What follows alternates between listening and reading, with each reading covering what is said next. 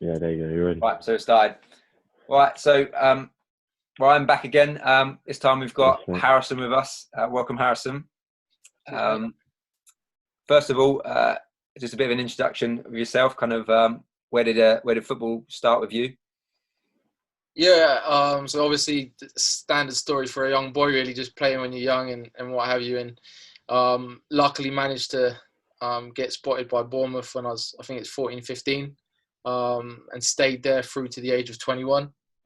And then moved into non-league with Basingstoke, Poole Town as well, Basingstoke and Slough Town until I think it was 24 I stopped.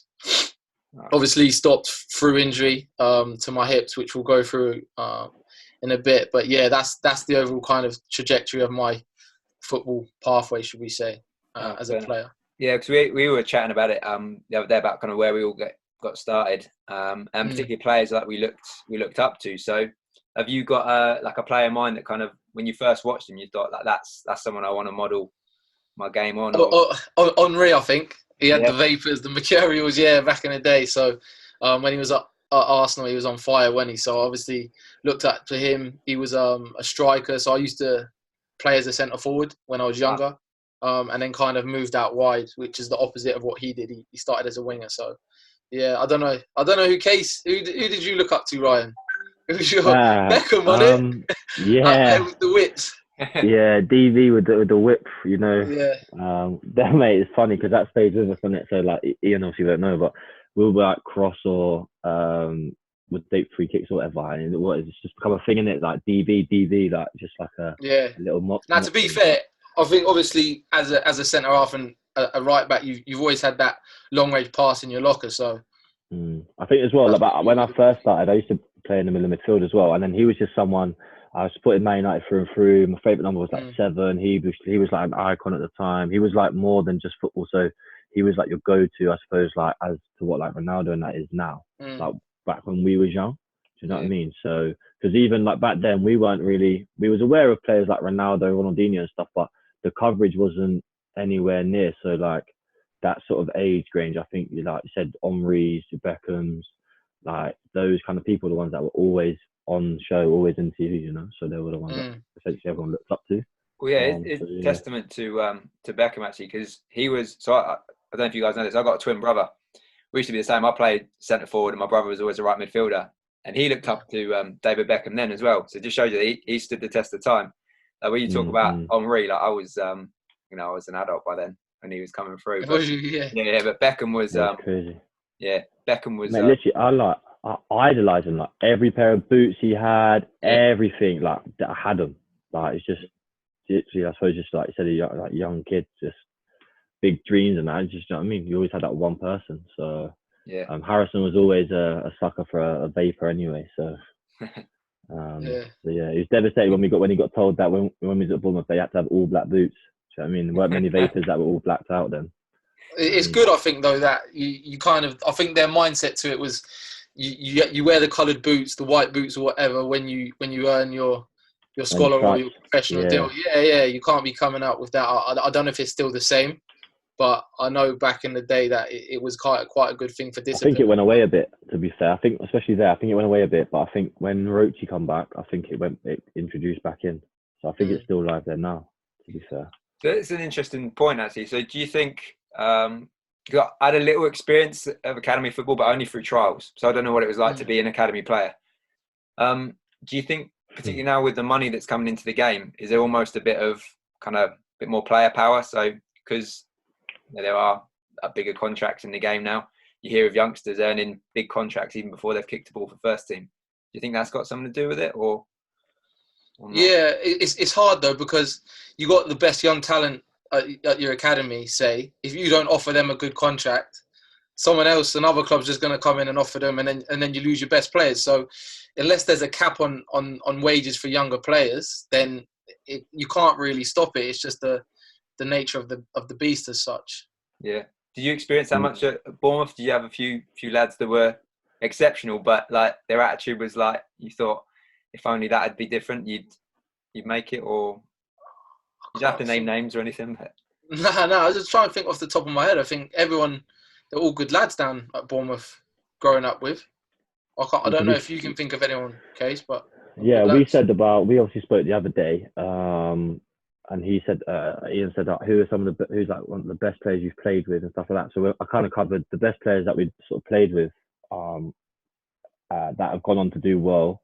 Like even though it's through a brief stint, like for example, someone like Ingsy or whatever. You know what I mean, it's very brief, but he went on and done really well. But then we spoke about players that essentially had all the potential and ability in the world that didn't go. And I think the one that stood out for me was Donal. Like, boy, I don't know if obviously you think back to it, like the guy was unreal. Do you know what I mean? But he just never reached that. And then I think in and around our generation, our age, I'd probably say Chidozie as well would be the one that would probably stick out more than anything. Do you know what I mean? Bags of ability, but just didn't have that other side to him. So yeah, but the thing is that Ian, because when we was at Bournemouth and that, there weren't money there. So essentially, like we weren't, even when we got even pros and stuff, we weren't handed out big money. It's different now. Like boys are signing 2.5-year deals, stuff like we all got offered a year. Do you know what I mean? Like all on the same sort of wage when we first come through. And then yeah, some obviously got offered more and extended at certain periods, but there weren't much money. But so we didn't really come across that. Even Gilkes up until he was 21, he didn't really come across that even. Do you know what I mean? After I'd gone and stuff, did you really? And I think even now, I think the wages are bigger, but I don't think they're as big as what you get at some places. But it is a massive problem because, and I use Donal as an example. I said that he was probably on too much money at City at the time, so his mindset was never his football. Like, bro, do you remember he used to always come in just D squared, kitted out head to toe? Do you know what I mean? Like his whole outfit would cost more than like some people's. Yeah, but he was playing, like, do you know what I mean? He played in, I remember, like playoff League Ones. He played games, man. He proved his worth. So, but that's what I'm saying about the money, though. Do you know what I'm saying? So like 100%, I agree with what you're saying. But then like because he was on big dough, he'd played all them games. But realistically, if you think back to him, would you say that he reached the potential he should have done? Considering that after Bournemouth, he never really played for any other league clubs. Obviously, he's a very good player. You know what I mean? I don't want to say he didn't reach or he might not, but yeah, I don't know. Only he knows what's inside him and what he could have done. You know what I mean? Yeah, that's the thing though. At any level, I think you're always going to think, well, I could have done a little bit more. Whether it's in a particular game where maybe I could have finished that chance, or I could have kept all of that centre forward in my back pocket for a little bit longer, or whatever it is, you know. And then certainly if you look back at your career, certainly I've had a bit more reflective time recently while we've been off playing football, and you know, you look back and there's certain situations you think, if I'd have done that differently, I wonder what if, you know. And I think unless you're the likes of Ronaldo and Messi, who have been at the top of the game for the length of time they have, I'm sure you still look back and think, actually, what if I'd done this different? Could I have been at that next level? Yeah, true. Yeah, it's true. I don't think it's a way of life, really. Yeah. No matter what you do, whether it's football, whether it's anything, you always, unless you are like 100% happy, I think there's always going to be an aspect where you're just going to say, what if that day when I was tired and I didn't do this, like what if I'd have gone, do you know what I mean? I've gone out and done something. Like those little 1-2% sometimes can add up and be a big thing. But essentially it's one of those, I think, everyone can always do more, unless you're literally fueling every minute of every hour of every day into what you want to do. You're always going to look back and say, what if? You know, I'm sure there's times where I've looked back, and Harrison's looked back, we've all gone, what if we'd have done this slightly differently? So through decisions and stuff. But it's those decisions that essentially make or break your career, or make or break even, like, do you know what I mean, your success sometimes. So yeah, you've got to live and learn, really. Absolutely. So moving on to kind of going from like pro football to non-league football, how did you find that transition? Was it something you enjoyed? Was it something that you felt like you didn't really want to do but had to do? What's kind of... Yeah, I just ate it up, really. Like, I remember I left Bournemouth on the Friday, and then I was playing for Paul on the Saturday, so there was no real like time to mope about or think, what's going on. It was just straight into it. I was with Crawley, training with Crawley at that time as well, so I always felt, I think that's the key thing, you always feel like you're going to get back in if you believe in your ability. You're never worried about that. Obviously we'll come on to it later, but yeah, sometimes it don't work out the way you wanted to. But you look at non-league, there's some bloody good players in non-league, man. Yeah. Some really, really good players. So, yeah, got to give it the respect it's due. Yeah, absolutely. I think even when I've played in like friendlies against players at high level, and you see some real talented lads, and then you see one or two that come down from pro level, but the gap doesn't seem to be as big as maybe the wages suggest, or the media might portray it as. The standard of football, ever since I've played it, has been very high at the level I've played at, let alone what you guys have experienced as well.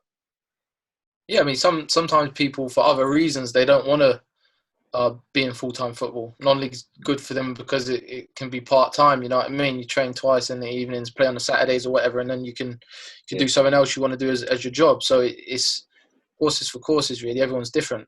Yeah, absolutely. I suppose situation. That kind of that step 2 level is kind of a real, I suppose, kind of like limbo area where like you've got some people that are semi-pro, some people that are pro. The semi-pro guys are probably doing better money-wise because they can get a job and do the semi-pro work, and they're probably not going to be earning too different to the pro guys. I mean, be a bit of a crossover, you know. Yeah, for sure. You go step 1 and what's step 1? National League Conference Prem, isn't it? Yeah, so that's pretty much like you're traveling all over the country. That's difficult because if you got a game in Gateshead or whatever, you can't get there after you finish work. So yeah, that's different. Case will know a bit more about that, the traveling that's involved in that league.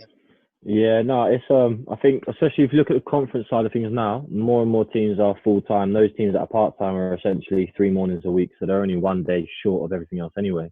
But yeah, like even during like my stint of involved in the conference and stuff, you lose a lot of things from it because, like Harrison said, I remember one day we when I was at Braintree, didn't have like loads of money and stuff. We probably one of the lowest budgets in the league, but a real good team that had like a real good togetherness, and we was doing all right. And then I remember we played Gateshead away, and so you're thinking going to the conference, start doing overnight stays and all these. Gateshead away on a Saturday drive up.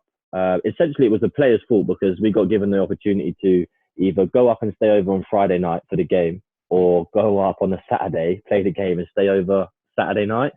It was in and around Christmas, so as you can imagine, everyone got together and said, "Yeah, look, we'll just do it for the Christmas do." So I remember that day. Literally, I woke up.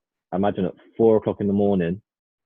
Got in my car, drove my car to Braintree, or to meet the minibus. Then we got on the minibus and then drove all the way to Gateshead, and then obviously played the game. Like, this is back when Gateshead were in and around the playoffs and stuff. Like total football, battered us 3-0. Great side, and then it was but I can't explain how exhausting it was. So like to then marinate that, say, with a job, it's hard. So I think what you find is a lot of people that play the conference are either like PTs or they like do like one-to-ones. They do something that isn't necessarily 9 to 5. They're their own, like something that's their own boss. Yeah, you know what I mean. So it kind of goes hand in hand with what they're doing. So yeah, 100%. It is difficult to manage that, and then you got to look at the other things as well, like what sacrifices does it make in regards to whether you see your friends, whether you see your family, and do you know what I mean, girlfriends, brothers, sisters, whoever it is. You almost live in that life of a pro without essentially having professional status because you're only in the conference, and realistically not on amazing money. Like Harris said, there can be people in the league below you in the conference south and in the same, if not more, training twice a week and then still working as well. But it comes down to you as an individual, I think. So one of the things I found, and Harrison's probably found it as well, is when you get involved in non-league, you get an array of different types of people. You get like the ones that have just come out of the pro game that want to try and work hard to get back in. You get the ones that are coming out of the pro game towards the back end of the year, just want to sort of chill and take it easy. You get the ones that are playing football as a hobby still, like their main things their work. You get young lads that are trying to make a way in the game. So essentially, like, you've just you've got constant different personalities and different motives behind being in there. So depending on which one you are, it can become frustrating for people. I've come across people before, and because they're not on the same level I'm on or wanting to do what I wanted to do, it becomes hard to deal with because in essence, they can help obviously impact what you want to do. You know, if you're playing as a striker, for example, and you want to make your way back into the league or you want to come through the ranks, like we were talking about Dan Roberts the other day, and you've got someone that's coming down the leagues that's not really that bothered, just wants to chill out, not really asked, he's not putting 100% in, it's essentially going to have an impact on how well you can potentially do as well. Yeah. So it does become difficult in non-league. So I don't envy anyone that does play it.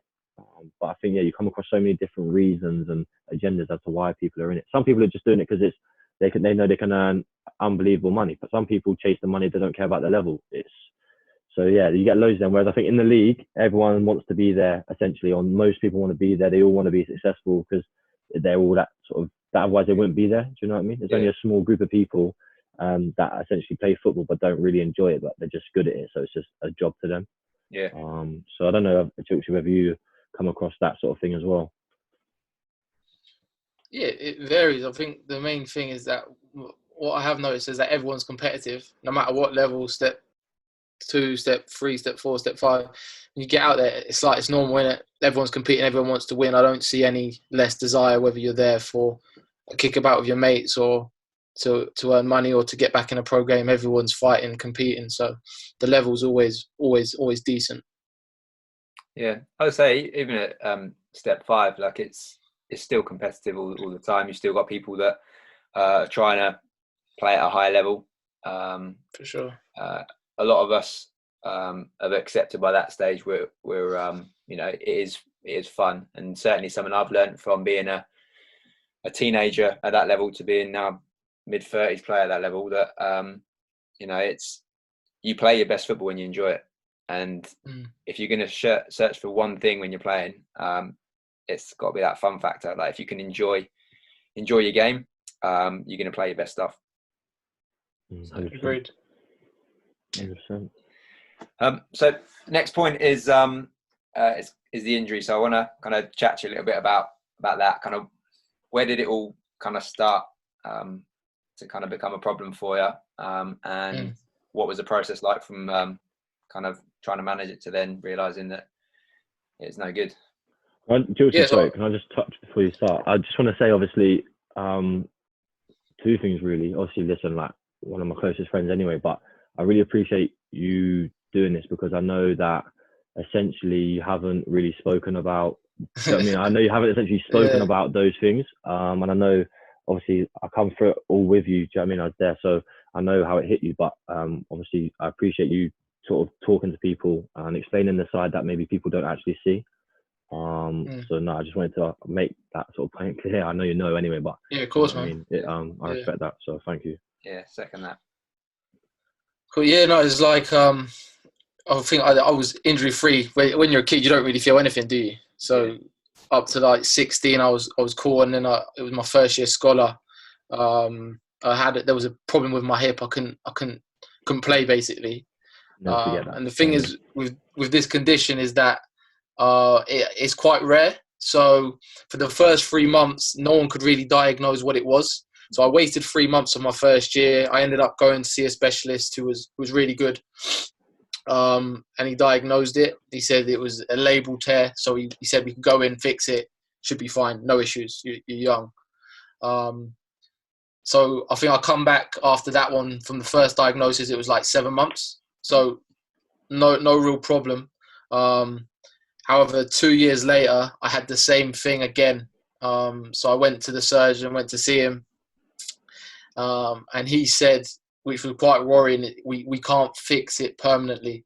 We can only kind of get you through a season or 2 at a time and hopefully see how you progress. So he basically said it was degenerative condition. So arthritis in there.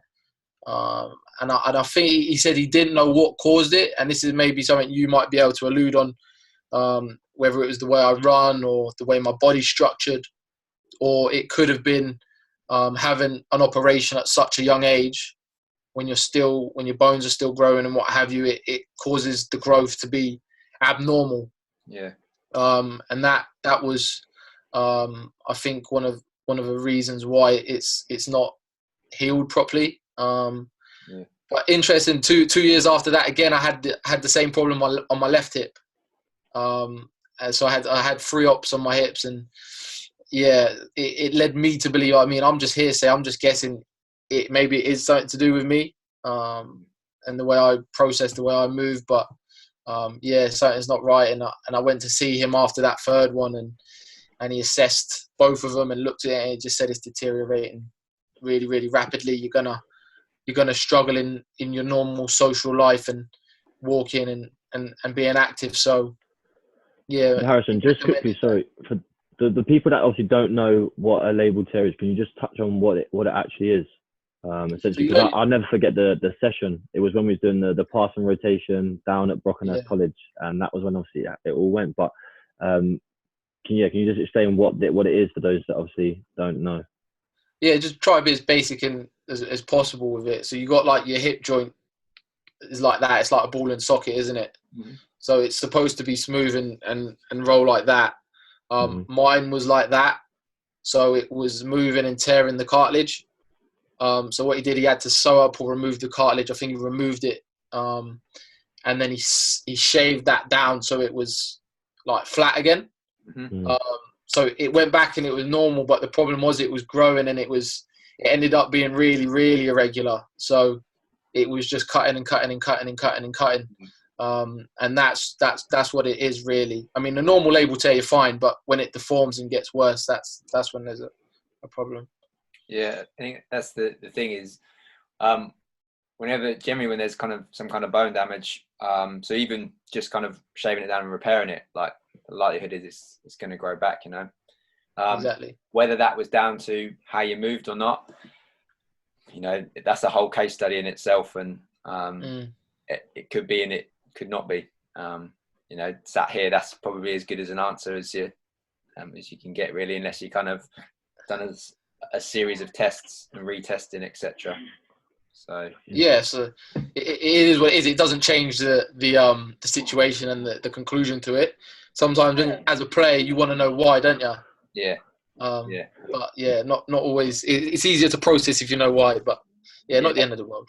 Definitely. I suppose that's probably what I want to kind of touch on next. Then is so the whole kind of like coming to terms with it and dealing with it. Yeah. You know, even for me now, that's probably one of the things that I fear most is that being told, "Sorry, mate, it's probably best that you stop." And you know, what was that like to kind of go through? You know.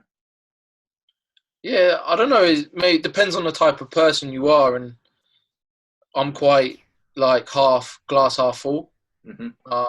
Sometimes I bury my head in the sand a bit as well. So when someone's telling you that, you're like, you don't believe it as such, and you kind of ignore the problem and ignore it and focus on other things. And I think I did that.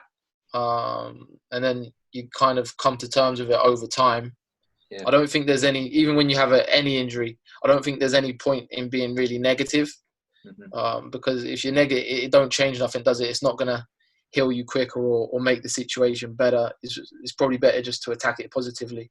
Yeah, so, I agree completely. Like, the guys that I work with, basically the message I try and hit home with them is just try and focus on the things that you can do, because there's a lot you can do. Yeah, for sure. But yeah, if you're kind of sat there watching, watching your teammates out there training, you know, that's not going to help anyone. Nah. So it depends how you take it. Like watching them, that can make you want to get back out of there quicker. Can make you work harder with the rehab. Depends. Sometimes it can make people become more down, or you just got to know yourself and what works for you, and then when you know what works for yourself, just apply it. Yeah. I think obviously on that, obviously we was living together at the time when all this sort of happened, and I think so. Essentially, I saw quite a lot from the outside, not necessarily the outside, but in how it impacts him. Because obviously, when we was traveling in every day, we was training together. We essentially become like best mates throughout the whole period, and obviously them coming back and stuff. And I think, especially going through it at such a young age, and I think you'd even probably agree if you look at how you dealt with the first one to then how you dealt with the second one to then how you dealt with obviously the ACL. I think over time you grew in that mindset that you're talking about.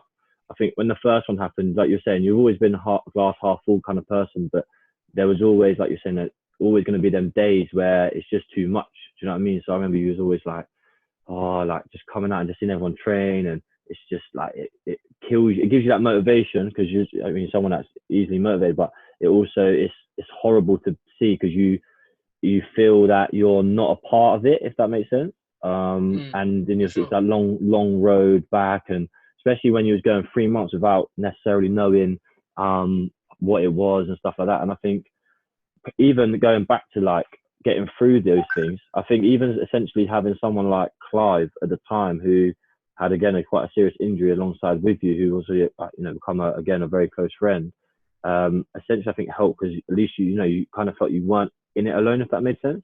I mean, someone else was there that knew how you felt and can get through. And I think, obviously, me personally, I know obviously Ian really wants to focus on like the injury side of things and that bit, but something that I want to try and look into as well is the side that people don't see. The emotions that go on in your head, the thoughts that go on in your head, how you manage to be someone that's glass half full. Because you've looked at other players in the game that have got injuries, and it's essentially they've ended up retiring not through the injury itself, but because they just can't cope with like coming back, getting fit again, 2 games later injured again. Like for example, someone like Danny Welbeck or Daniel Sturridge, those kind of people.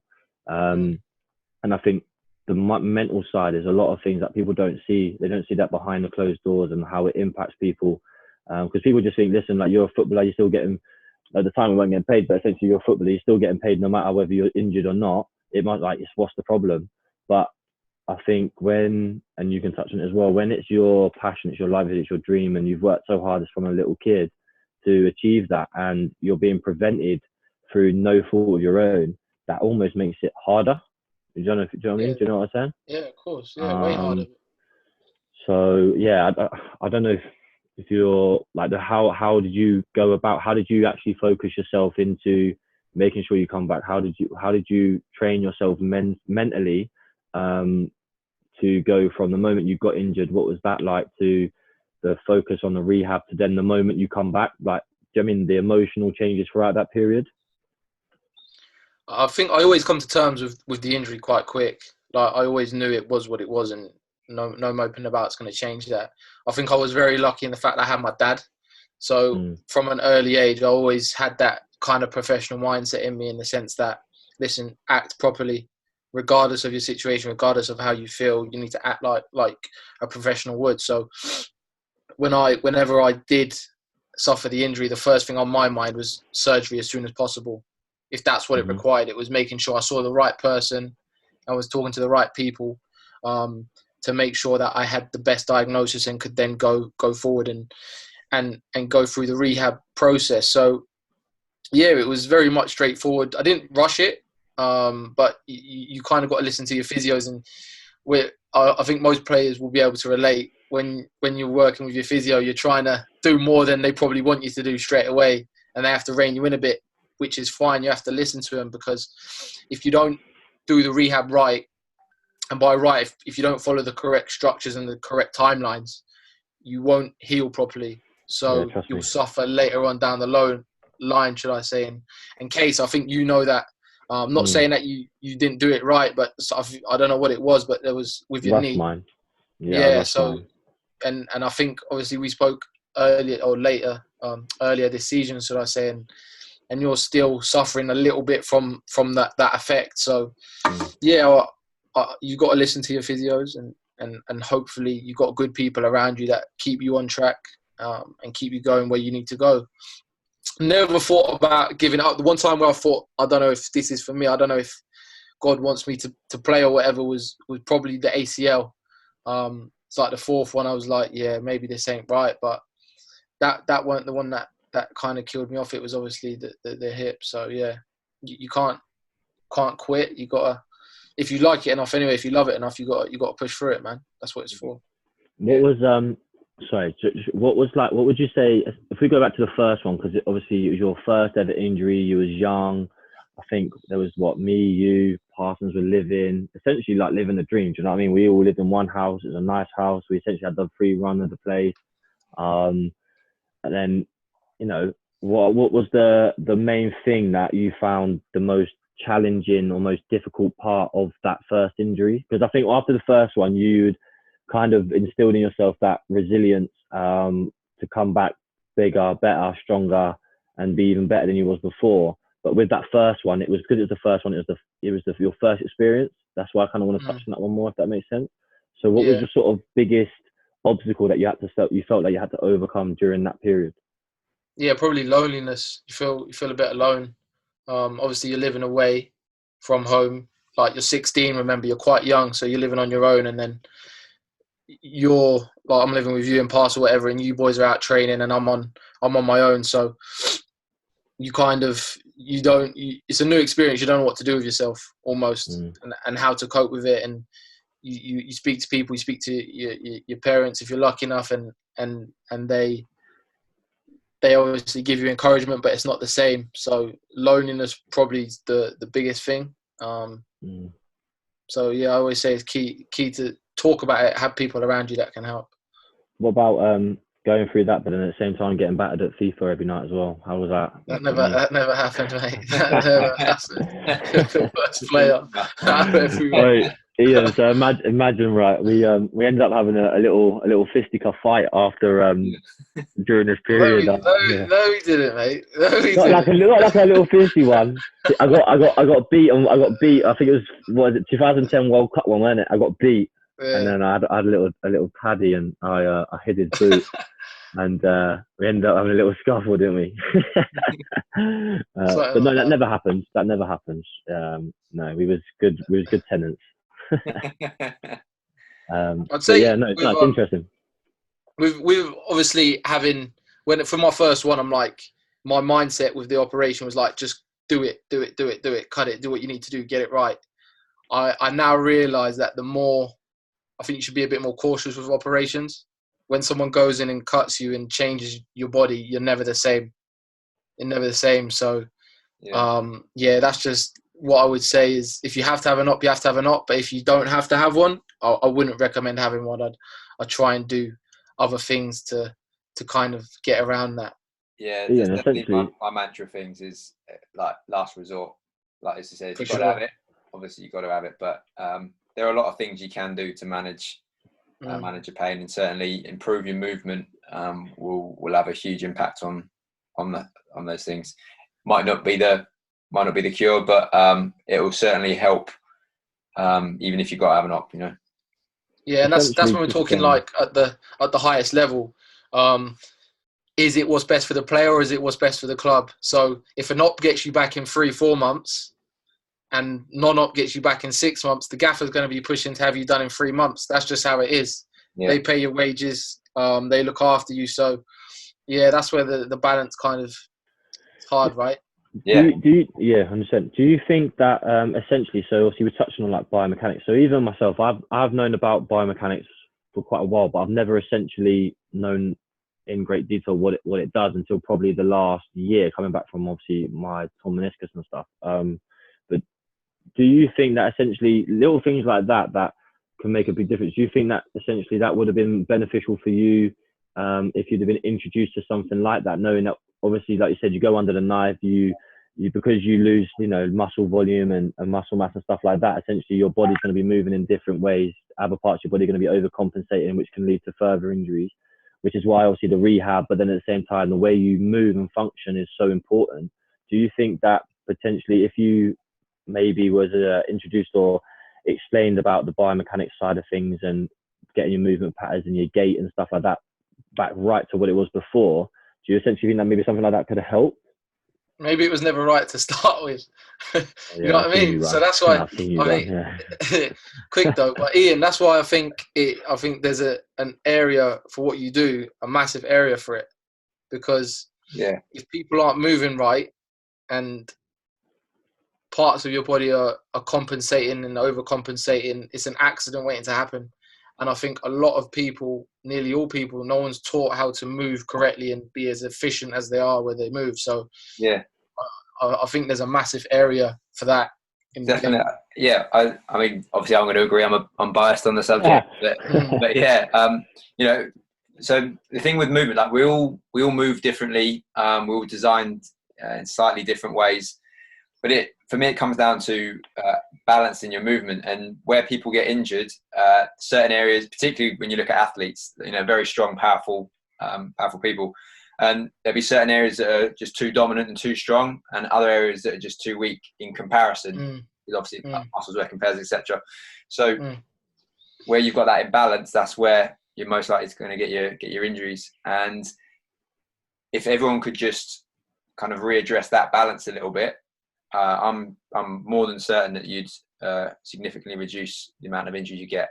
Some, especially in a contact sport, you're going to get some.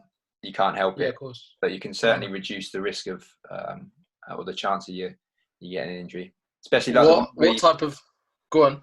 I was just going to say, especially when you see the injuries like an ACL is a good example. When you see them when no one's near them, they might kind of just change direction, and that's it, gone. But, that's what happened with me. Yeah, they're the sort of ones that certainly it's difficult to use the word preventable because you never know, but you can certainly significantly reduce the chance of that happening. With the impact ones, like if you're going to change direction and someone comes in and hits you, nothing you can do. I don't know how strong you get, like if that happens and you're in the wrong position, like. Yeah, man. I mean, I'd 100% agree because essentially, and it comes back down to your, I think, guidance as well. And I think so. When I was at Bath, I basically had a deep gash in my knee, so I got an operation rather quickly, and then like from that, I lost a lot of. Don't laugh because I know you know. I lost a lot of muscle from that, which I come back, I recovered. But naively, I didn't think about a rehab plan. I didn't think about re-strengthening. And my physio at the time, as good as a guy was, never really spoke to me about that either. So I essentially come back as soon as I was pain free and I was able to run, and then obviously finished off the season, and then went away on holiday, come back, and to be fair, like if you know me and Harrison will vouch for it, I could maybe have a rest for 2-3 weeks, and then day one I'll smash it as if I've been training for the last 3 weeks. I won't ease in, which I've kind of essentially learned from a mistake. But I then 2 sessions in, 2 days back into training, I literally was on my own, just doing a warm up, done just a very light step over the ball, and as I planted my foot and pushed off, that's when I tore my meniscus. Yeah. Essentially, like I said, no one around me, no impact, nothing, and that what we were saying earlier about I firmly believe that stemmed from my lack of rehabilitation and my lack of retraining my body to move right from my previous injury, which then essentially ended up this one, which then essentially meant I went for another operation, was out for a period of time, went to St. George's Park, got my treatment, got my rehab. They said, you need another 6 weeks of strengthening work before you can return. I wasn't working, I wasn't playing because I've done it in the off season. I was like, no, I can run, I can kick a ball, I can do everything, I was fine. I come back. I said, no, I need to earn money. I've got stuff to pay for. So I then rushed myself back, was completely fine. 6 weeks later, 7 weeks later, played a game, woke up the next morning, knee was absolutely massive, was in agony, was just in pain. Nothing happened, but it just reacted wrong. And then it just set me back. And then the whole of last year, back into the season, I was playing with my knee near enough twice the size, having to have it strapped up, never had full motion. And I was probably playing at like 40% of my, what I can do. And I'd probably say I've probably even up until maybe, I'd say 4 weeks ago, I still think that I was probably at like 80%. I'd say that I'm close to 90, even to 100 now, because especially with this time going on now, I had a lot of time to re-strengthen and stuff. And then I'll say before I met you, I spoke to a different biomechanics coach, and we realigned my body and everything else like that. So that massively helped. But it is something that it's not easy. So everything that we've said previously leading into this, I think it's so important that if anyone watching or listens, you need to get that guidance, and you need to think long term when you're coming back from an injury, rather than just thinking I need to get back as soon as I can. You've got to think, okay, that's great, but it's not going to be good if in 3 weeks time I break down again, and I think that's why, like Harris said, it's so important, the things that you do. And I think it's not enough people out there that do it, but I don't think there's enough people that are aware of it either. So yeah, but I think obviously, I don't know whether that's something that you would look into doing from an early age about the way people move and stuff like that, or Yeah, it's a difficult one. I'd say, like, at what stage you start doing things, because kids, when you look at kids from an early age, still they growing, move they move perfectly. Like, there's no problem, and it's somewhere along the way where they start to develop those bad habits. Now, whether that comes when they're at school and they start sitting down behind desks, or sitting on floors a lot more, who knows, right? Who knows? But at some stage, it's something you need to work on. My personal opinion on it is it's not necessarily like you can't start too soon, but at the same time, it's something you shouldn't really stop doing either. Like, this is you cannot work on your body enough. There are times where you need to rest, and there are times where you need to have lighter sessions, etc. But there's always something you can do, and there's a few examples in sport. Like, I think Brad Friedel, one of the first guys certainly I heard of doing this. He took up yoga, and he's a massive advocate that's what kept him playing into his 40s. He got better as he got older, I think. Yeah, and but because he was better conditioned, I'm certain of it. And that's why he not only did he get better, but also he lasted as long as he did. So yeah, it's $1 million question. When do you start that sort of thing? It's interesting to say that, because we obviously, again, me and Harrison living together and stuff, we used to we had this debate all the time, and in a way I've always felt quite guilty. Never really ever said it, but I always felt quite guilty because we'd lived together, and the kid would literally, you stretch every night, an hour every night when you had stretching, flexibility was really good. And I'm one of them, like, I've touched wood, I've never really incurred an injury until, like I said, that one at Bath, which was irrelevant to football really anyway. But he would stretch all the time. There's me, I got sort of tight hamstrings, but I would almost fatigue. It would take me longer to fatigue. I would never really have any injuries. The only injuries I ever had was like a dead leg here, a dead leg there. But then you've got someone that then essentially is doing all of that stuff, but do you know what I mean? Yeah, well, interesting point on that. So with the flexibility, like, if you've got a good range of movement, but you're not strong in that full range of movement, like, you are an injury waiting to happen. So you think you're doing the right things by stretching, but yeah, if you're not working on your strength in that range, and this is where something like yoga is really good, is because you're holding these positions whilst you're in the stretch. But if you're just static stretching, you're weakening the muscle.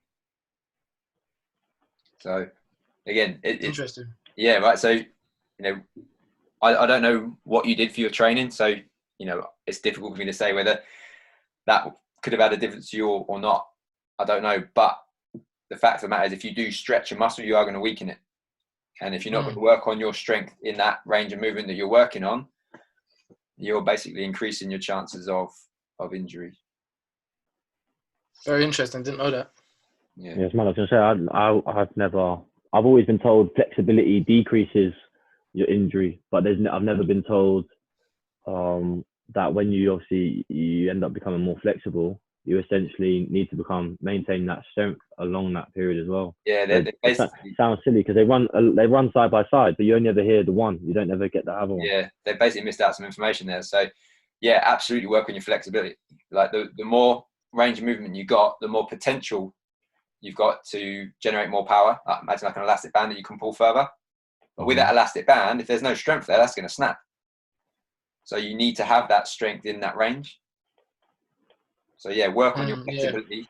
Agree, but work on your strength with that as well. Say you was going into work with a player or a group of players. What would be the first thing you'd assess? What would you go through? What processes? So I've got a little kind of biomechanics screening that I'll go through. We screen the whole body. So you look at ankles, knees, pelvis, spine, shoulders, neck. Just see how they move. You test them for muscle spasms as well, joint mobility issues. And I basically just build up a picture of what's going on in their body. And then the first port of call is trying to, the term I learned when I was doing my studying, it's called normalize. So you basically get the body as normal as possible. So you don't want any muscle spasms, you don't want any nerve tension, don't want any joint mobility issues. So it's dealing with that first. And then you can start to bring in your core training. So something like Pilates, for example, is an example of this. And there's evidence where Pilates has really helped people, but also evidence where Pilates has hindered people. And I think where Pilates has been a problem for people is they've not had a normal body. So they've basically strengthened a body that's not functioning that well. And that's the problem, not necessarily Pilates, so to speak. It's like there's not one size that fits all then, is there? You need certain individual tailored to your specific body type, innit? Exactly. So I think it's interesting as well. Yeah, I need to learn what that body's like, how it moves, where its strengths and weaknesses are, and then you can start to work on realigning those imbalances. I think most clubs are good with that now, innit? In like everything's individual, nothing's generic. So they assess people for, like you say, weaknesses, strengths, places where overcompensating, and then you get your own individual program. You had that recently, case at Thingy. Dulwich, yeah. So I literally about to say. So obviously, you're going back to when we played together and stuff. Essentially, exactly what Ian just said then about the Pilates stuff is Pilates. I think like Pilates and yoga, everyone was just started raving about it and stuff like that. So we ended up having to do one every Friday. Do you remember, like 9 o'clock every morning? We was always in Pilates, and mate, I'm not gonna lie, I don't know about you, Gilkes. I used to hate it. It used to cause me like more pain than good. But essentially, like I said, it was never tailored around your specific person. It was everything was so generic, and we'd be holding some positions for like a minute. She'd be like, "Yeah, we'll hold it for 30 seconds." Before you know, she's realigning someone, and we're all there going, "This is the longest 30 seconds, like this, like longest 30 seconds I've ever done in my life." Like, what? And it was probably, I think, more maybe a hindrance in that sense. But yeah, so I think, like Harry said, more coming into time now, and especially, it's like as time goes on, non-league clubs, part-time, they try and be more and more professional because they all chase to replicate what they see above them. So essentially, where I signed for Dulwich this year, and we went full-time, and they worked closely with a company called ESPH, who are really good, sort of like injury rehabilitators and stuff like that. And we went through all our tests, and that was the first day before training even started. 2 weeks before, we all went through individual testing, stability in your ankles, your quad test. And it was interesting because it's the first time I've probably gone through testing since my meniscus injury and my operations and stuff. And it was amazing because we've done all the tests. My hamstrings were equal, my calves and that were equal, my balance and stuff was equal. I done a single leg hop, massive difference between my right and my left. I done a quad test, and I think it was about a 40 kilogram force difference from my right quad, which is my good one, to my left. And it was like, wow, oh my God, like I never thought it was that bad. And then, they ended up mapping us out an individual program that we all had to do that was around our specific needs, and everyone's was different. And it was, like I said, it was probably one of the most professional things I've probably been a part of, especially in non-league. And you felt like this is for you and not just for the team, if that makes sense.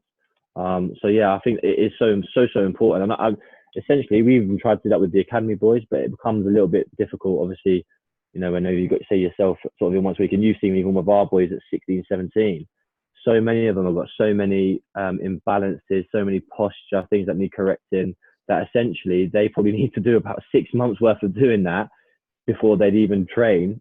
Do you know what I mean? So it is amazing. But I don't think maybe enough people are educated on that, especially lower down the pyramid. Obviously, we speak a lot about non-league. I don't think they're essentially, I know sports scientists are massive now, but I don't know whether people are actually educated on actually the way people move. And how many people in non-league, let's be real, how many people in non-league and even potentially League One and League Two get injured, come back, and that's it. There's no re-movement. And you look at Jules, you look at, say, someone like Clive. The guy's unbelievably quick, but when he come back from his injury, what a massive difference there was in his running pattern. Do you know what I mean? And he ends up essentially looking like he's running with a limp. And that's then where someone like saying, like someone you step in. But I just don't. I think it's something I think people are missing out. I think it's something that people aren't aware of that essentially needs to be brought to light. Because it's not like, it's not about, yeah, he's okay now, his hamstring's healed. Yeah, but what about all the other things that it affected? It doesn't just essentially affect his hamstring. There's so much more that people need to divulge into. And I think the sooner we can get that out, and the sooner that people can get involved in that sort of stuff, I think the better. Definitely. So yeah, that's my thoughts. The body's a master at compensating. So if you've got a weakness, your body will find a way around it. And short term, it seems like a good idea, but long term, it could have a knock-on effect. Well, that's what I said to you the other day when I went through my biomechanic screening. He put me on the treadmill. He said, run at this speed. So I started running. He was like, how you feeling? I said, yeah, I feel really good. Like, obviously, I knew I was being tested, so I was probably going out of my way to try and make sure I was running right because I didn't want him to say anything. And I was like, yeah, I feel good. I did. And then, obviously, he videoed it from behind. Yeah, that's where you've got to run normally, because you need him to tell you. I know. But that's what I'm saying. Yeah, 100%. But that's what I'm saying. So essentially, I was doing it, and to be fair, I was running like normal and stuff like that. But when I first started, I was a bit like, and he could tell it wasn't real. So he said, look, just run normal. Don't worry about me being this. I said, like, cool, no worries. Then I started running normally, and he videoed me from behind, videoed me from the side, slowed it down into probably like half speed. And he generally said to me, he goes, is there any pain when you're running? And I said, no, like, I don't feel any pain whatsoever. He said, do you feel like you're running normal? I said, yeah, like, I feel like I'm running normal. I said, I felt like I was half a yard slower, but I always put that down to like the lack of strength in my knee, or in my leg, sorry. So, but I was like, but yeah, I feel fine. And he showed me. And then essentially, like I said to you the other day, and every time I planted my left foot, my hips dropped. Every time, and then when I brought my left knee through, it wasn't coming through as much as my right knee, and therefore my heel wasn't coming up as high. So my right knee was working one way. It's almost like you got a car, your right side working, functioning properly, but your left side not. Essentially, that's going to end up veering off the side of the road, and you're going to write your car off. So, and I would never have thought that, or even realize that, until I was showed. Yeah, and do you know what I mean? And I think there's so many people out there that will probably relate to that as well, that have never thought or even realised that come back from injuries, but they've always thought there's something not right. Ian, how would you fix that? How would you set about fixing that? For example, say like his hips drop. So if you're noticing that, there's some real basic exercises you can do on working him on controlling his pelvis whilst he's stood on that leg. But you can't say, well, don't play football while we get this right. Like, it's never going to be perfect. And like you said, he wasn't even in pain. But the point is, it's something that you can keep working on. So during the times where he's got kind of like lighter sessions or whatever, this is where he can work on this kind of thing. If he's got warm-ups to do, include some of these exercises in his warm-up. But it's something that I imagine you'd have to work on this for the rest of your career to help kind of prevent those injuries, because there's an inherent weakness there. The likelihood is that's developed over a long period of time. So you're not just going to fix it like that, especially if you want to carry on playing, because you got to remember, whilst you're moving, you're strengthening all the time anyway. So if you're playing a game and you've got a weaker area, you're not using it as much, the rest of you is getting stronger because you're playing game up fatiguing as well.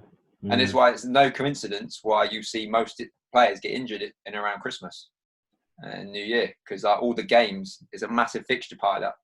And then come January, when we're coming out of it, players are fatigued and tired, still got more games to play, still got more training sessions to fit in.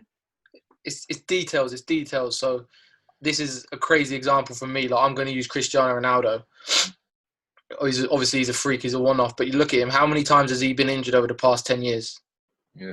Hardly ever. Yeah. You know what I mean? And I don't think, listen, he is a one-off, but I don't believe that's a coincidence. I think it's because he will do those boring exercises day in, day out, no days off. Yeah, he understands the importance of them, because ultimately that's why you'll play. That's what will stop you getting from injured. Interesting you talk about him. So I watched the documentary on him, and he the one where he went through all the testing.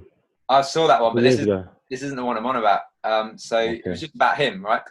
And his brother and his dad were both addicts. I think his brother was drugs, his dad was alcohol.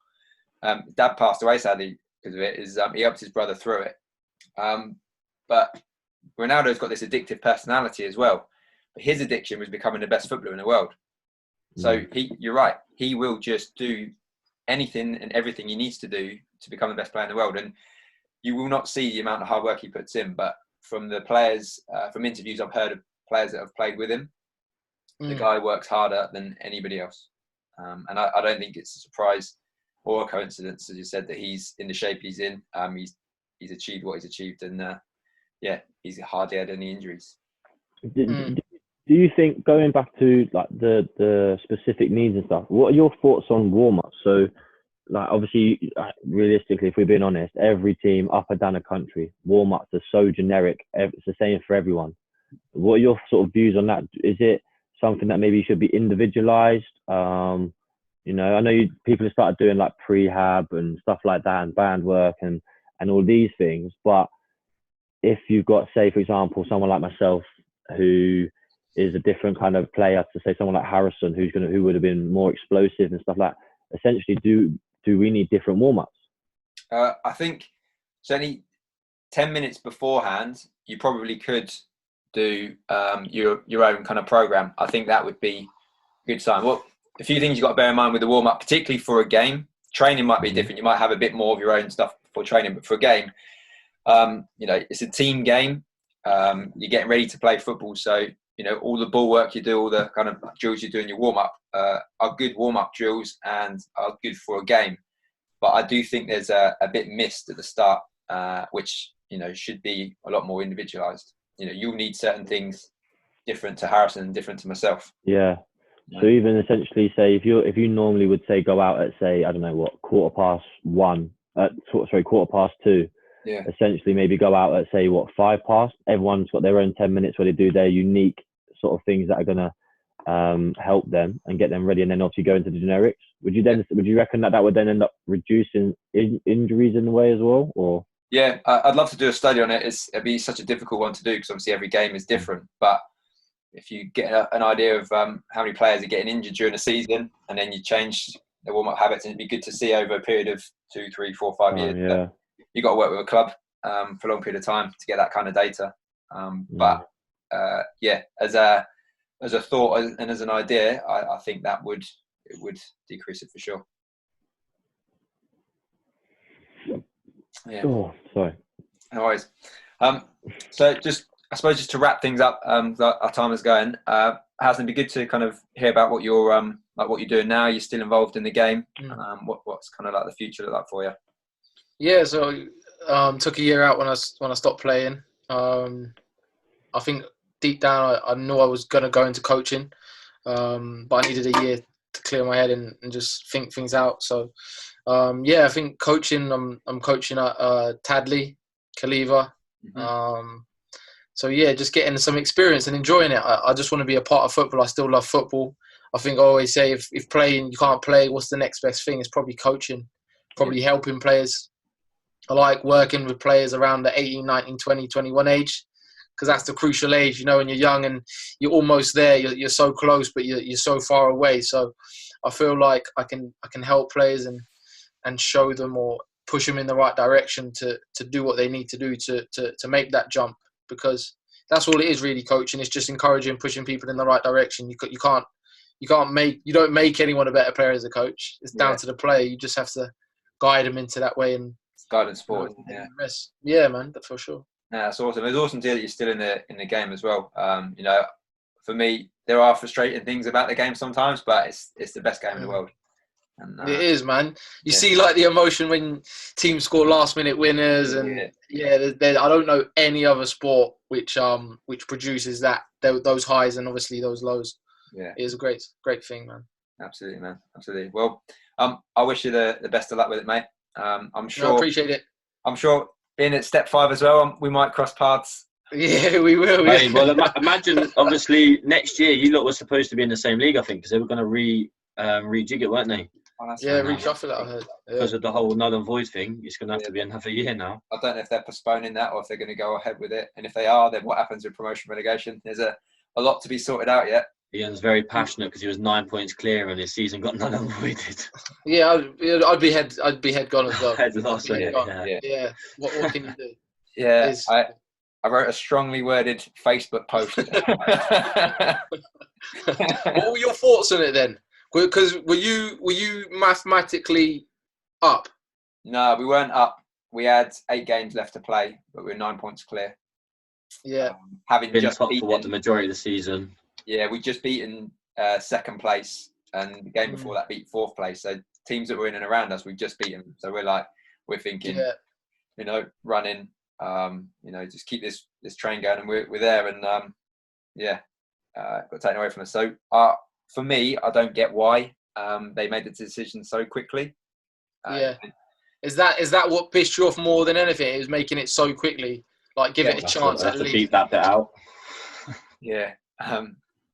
That certainly is that. I mean, and even then, like, to go that far through the season to then say actually like it never existed. I mean, they still got my fine money for the yellow cards I picked up.